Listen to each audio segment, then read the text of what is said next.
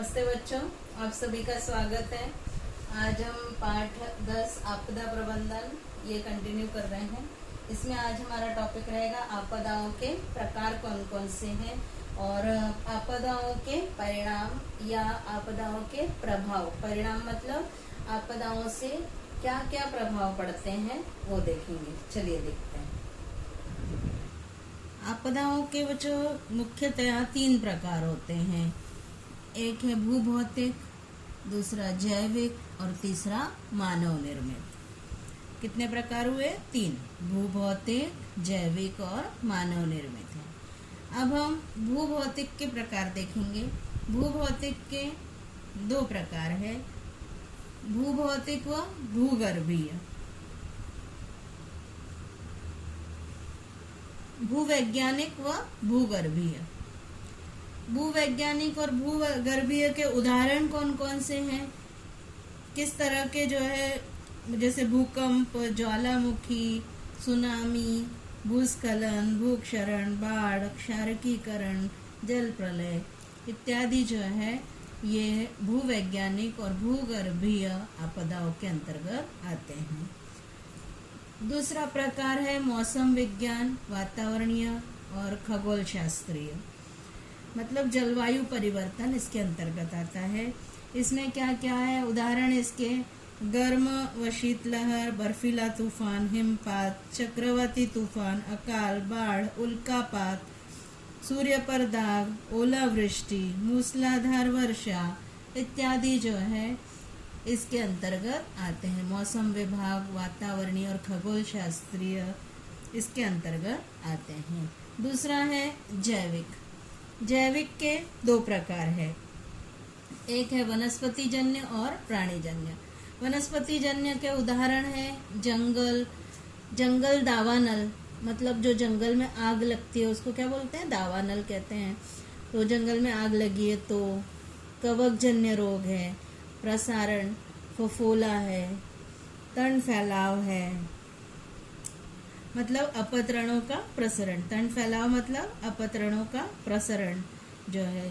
जलीय गाजर घास जो होती है, जलपर्णीय है, सामान्य घास है, कांग्रेस घास है, ये सब फैलती है तो इसके अंतर्गत जो है वनस्पतिजन्य के अंतर्गत आता है। प्राणीजन्य के अंतर्गत इसके उदाहरण है संसर्गजन्य विषाणु, जीवाणु।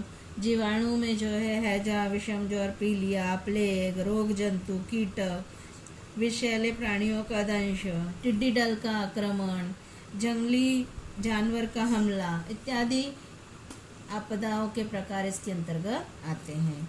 तीसरा प्रकार है मानव निर्मित। मानव निर्मित के 2 प्रकार है, अनाकलनीय और हेतु पुरस्सर, मतलब जानबूझकर किया हुआ। हेतु पुरस्सर मतलब जानबूझकर किया हुआ। अनाकलनीय मतलब जो है कोई अंदाजा नहीं रहता है ऐसा। तो अनाकलनीय के उदाहरण क्या है? विषैली गैस का रुझान होता है, परमाणु परीक्षण किया जाता है और जो है अचानक जो हानिकारक विकिरणें उत्सर्जित होती है जो मालूम नहीं होता है, लेकिन जो है अचानक जो है ऐसी घटनाएं हो जाती है।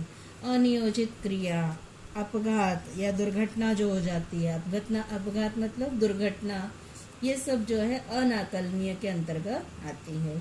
तो इसमें आपको जो है जैसे असंगत शब्द के अंतर्गत भी आपको दिया जा सकता है कि 3 दिए हैं कि अनाकलनीय के 3 उदाहरण दिए, एक प्राणीजन्य का दे दिया, तो आपको असंगत शब्द पहचानना है, ऐसा भी दे सकते हैं। दूसरा मानव निर्मित में आता है हेतु पुरस्सर, मतलब ये जो मराठी शब्द है मतलब जानबूझकर नियोजित किया हुआ, ऐसा इसकी जगह आना चाहिए। युद्ध, आग है, बम विस्फोट है, बलपूर्वक स्थानांतरण है, मतलब जबरदस्ती किए गए स्थलांतर कि यहाँ से आपको दूसरी जगह जाना है, यहाँ जो है बांध तैयार किए जाएंगे। दहशतवाद है, बलात्कार, बाल मजदूरी, ये सब जो है काय के अंतर्गत आते हैं? हेतु पुरस्सर के अंतर्गत आते हैं। अब यहाँ पर कुछ प्रश्न दिए हैं, ये पहले आप पढ़ चुके हैं पिछले साल, तो थोड़ा याद कीजिए। बाढ़ के विध्वंसक प्रभाव कौन से हैं? बाढ़ के पानी के कारण क्या हो जाता है, वृक्ष उखड़ कर गिर जाते हैं, मकान गिर जाते हैं, घर गिर जाते हैं, खेतों में पानी भर जाता है, पानी जगह जगह भर जाता है, पालतू जानवर बछड़े मर जाते हैं, सब कुछ पानी में डूब जाता है, सड़ने की प्रक्रिया चालू हो जाती है। इसके कारण महामारी होने की भी संभावना हो सकती है। अब शुष्क सूखा आने से कौन से परिणाम होते हैं? अब अकाल पड़ जाने पर पानी की कमी हो जाती है, फसलें सूख जाती हैं, अन्न की कमी हो जाती है, पालतू पशु पक्षी पानी के अभाव में दम तोड़ देते हैं। अकाल मतलब क्या? पानी की कमी हो जाना। अब भूकंप के विध्वंसक प्रभाव कौन से हैं? भूकंप आने पर क्या होता है, एकदम जमीन हिल जाती है, जिससे घर गिर जाते हैं, पुल जमीन ध्वस्त हो जाते हैं, रास्ते खराब हो जाते हैं, यातायात के साधन जो आवागमन जो है अवरुद्ध हो जाता है, बिजली खंडित हो जाती है, बड़े पैमाने पर जानमाल का भी नुकसान होता है और आर्थिक नुकसान भी होता है। दावानल क्या है, उसका पर्यावरण पर क्या परिणाम होता है? दावानल का अर्थ है कि वन के सूखे हुए पेड़ पौधे या सूखी हुई घास में आग लग जाना, जंगल में आग लगना अचानक जो है वो दावानल होता है। दावानल के कारण सूखे पौधे वृक्ष जलकर राख हो जाते हैं, जंगल में रहने वाले जो प्राणी होते हैं उनकी मृत्यु हो जाती है, बड़े पैमाने पर जैव विविधता की हानि होती है, वन में आग लगने से हवा भी प्रदूषित हो जाती है। इसके बाद आता है आपदाओं का प्रभाव। अब आपदाओं के परिणाम क्या होते हैं? दो प्रकार के होते हैं, एक प्रत्यक्ष प्रभाव होता है और दूसरा जो है देश की अर्थव्यवस्था तथा स्थानीय नेतृत्व पर प्रभाव होता है। इसमें प्रत्यक्ष प्रभाव के अंतर्गत प्रत्येक आपदा से उत्पन्न होने वाला प्रभाव भिन्न भिन्न होता है। बाढ़ आती है तो जो पुल बह जाते हैं, पैर से चल के जाने वाले पुल बह जाते हैं, नदी के किनारे स्थित गांव में पानी घुस जाता है, अन्न की कमी उत्पन्न हो जाती है, भूकंप आने पर मकान गिर जाते हैं, भूमि में दरार पड़ जाती है, दावानल और अकाल आने पर जैव विविधता पर भयानक असर होता है, पर्यावरण पर खराब प्रभाव पड़ता है। अब देश की जो वित्त व्यवस्था और स्थानीय नेतृत्व पर प्रभाव पड़ता है। टूटे हुए पुल, मकान, कार्यालय, सरकारी इमारत, इनके पुनर्निर्माण पर अत्यधिक खर्च होता है। इससे अर्थव्यवस्था पर दूरगामी प्रभाव पड़ता है। यदि स्थानीय नेतृत्व कमजोर है तो स्थानीय नागरिक दिशाहीन हो जाते हैं, स्थानीय नागरिक भ्रमित हो जाते हैं।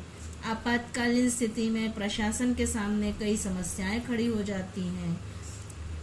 स्थानीय प्रशासकीय संस्थाएं भी प्रभावित हो जाती हैं। अन्य विभाग भी आपदाओं का मुकाबला नहीं कर पाते हैं। आपदाओं के कारण उत्पन्न हुई समस्याओं को उचित ढंग से हल करने में सरकारी विभाग सफल नहीं होते हैं। सरकारी विभाग भी प्राकृतिक आपदाओं के आगे लाचार हो जाते हैं। अब यहाँ पर देखिए एक तालिका दी हुई है, इसको आपको पूर्ण करना है। आपदाएं आने के बाद विभिन्न प्रकार की समस्याओं का निर्माण होता है। यहाँ पर देखकर जो है परिणामों के संबंध में जानकारी आपको लिखनी है कि यहाँ पर आपदा है तो वित्तीय क्या क्या नुकसान होता है वो यहाँ पर दिया है। चिकित्सकीय में ये दिया है। अब सामाजिक में आप क्या लिखेंगे? घर गिरने के कारण लोग बेघर हो जाएंगे, उनकी अचल संपत्ति नष्ट होने से उन्हें अन्न, पानी, वस्त्र तथा आवास की आवश्यकता होगी, समाज में अपराध बढ़ेंगे, है ना। फिर इसके बाद पर्यावरण दिया हुआ है, फिर प्रशासकीय तथा व्यवस्थापकीय दिया हुआ है, फिर राजकीय में आपको भरना है। राजकीय में क्या भरेंगे? उचित तथा ताकतवर नेतृत्व आपदा पीड़ितों को तत्काल सहायता प्रदान करेगा, सरकार की ओर से तुरंत मुआवजा दिया जाएगा। और फिर चिकित्सकीय में आपको दिया हुआ है। इस तरह से आप तालिका को पूर्ण करेंगे। इसके बाद बच्चों अगला आता है आपदाओं का स्वरूप और विस्तार। आपदा का स्वरूप और उसकी व्यापकता समझने पर आपदाओं के कुछ महत्वपूर्ण पहलुओं के बारे में जानकारी प्राप्त होती है।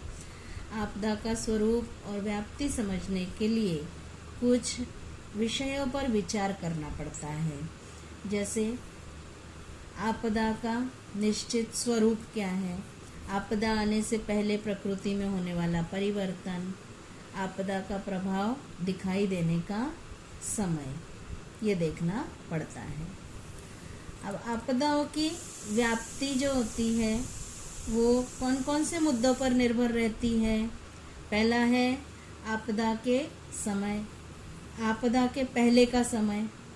दूसरा चेतावनी संकेत का समय, आपदाकालीन काल, पुनर्वसन काल मतलब फिर से जो है लोगों को अपना रूटीन चालू करना, प्रतिशोधन काल, रिकवरी फेज और पुनर्निर्माण काल।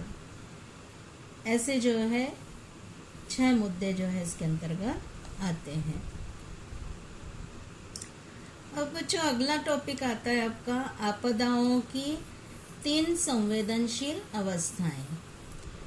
आपदाओं की 3 संवेदनशील अवस्थाएं होती हैं। सामान्य नागरिकों को इन तीनों ही अवस्थाओं से गुजरना पड़ता है। पहली कौन सी है? आपातकालीन स्थिति। दूसरी है संक्रमण अवस्था और तीसरी जो है पुनर्निर्माण अवस्था। पहली जो है देखेंगे हम आपातकालीन स्थिति। इस अवस्था में तेजी से प्रयास करके अधिकतम लोगों के प्राण बचाए जा सकते हैं।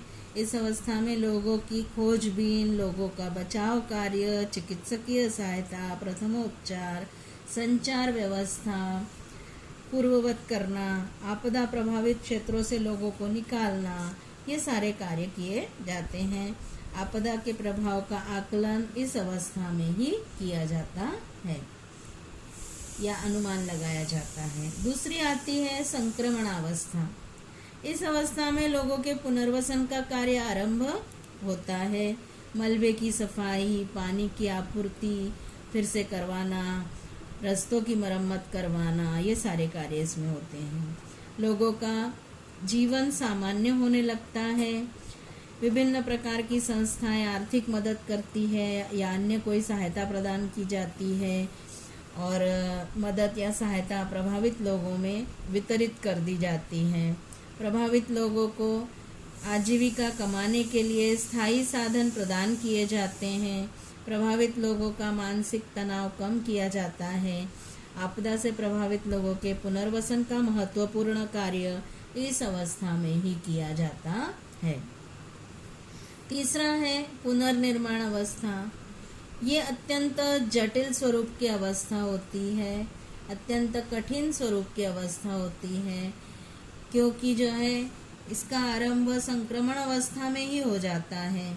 इमारतों और रास्तों का पुनर्निर्माण कार्य किया जाता है, पानी की आपूर्ति सुविधाओं को पुनः बहाल किया जाता है, खेती करना आरंभ कर दिया जाता है। इस अवस्था में पुनर्निर्माण के लिए अधिक समय लगता है।